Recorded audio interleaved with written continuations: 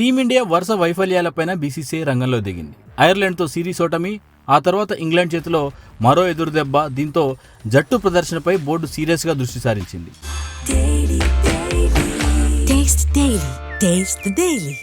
One day series ముగిసిన వెంటనే captain Shreyas Iyer, head coach Gautam గంభీర్తో కీలక సభ్యులతో కలిసి ప్రత్యేక సమావేశం ఏర్పాటు చేయనున్నట్టు బీసీసీఐ కార్యదర్శి దేవజిత్ సైకియా ప్రకటించారు.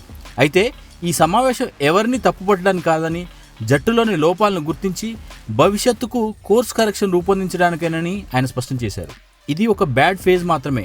అంతర్జాతీయ క్రికెట్లో ఇలాంటి పరిస్థితులు సహజమే, కానీ ఎక్కడ తప్పు జరిగిందో తెలుసుకుని సరిదిద్దుకుంటామని సైకియా చెప్పారు. ఇదే సమయంలో హెడ్ కోచ్ గౌతమ్ గంభీర్ భవిష్యత్తుపై వస్తున్న ఊహాగానాలు కూడా ఆయన చెక్ పెట్టారు. ప్రస్తుతం గంభీర్ పైన ఎలాంటి తక్షణ చర్యలు ఉండవని, ఆయన ఒప్పందం 2027 వన్డే ప్రపంచ కప్ వరకు కొనసాగుతుందని స్పష్టం చేశారు. ఇప్పుడు అందరి దృష్టి ఇంగ్లాండ్తో మిగిలిన వన్డే సిరీస్ పైనే ఉంది. ఇప్పటికైనా టీమిండియా పుంజుకుని పరువు కాపాడుకుంటుందా, లేక బీసీసీఐ సమీక్ష సమావేశంలో అనేక కీలక నిర్ణయాలు తీసుకోవాల్సిన పరిస్థితులు ఏర్పడతాయా అనేది ఆసక్తికరంగా మారింది.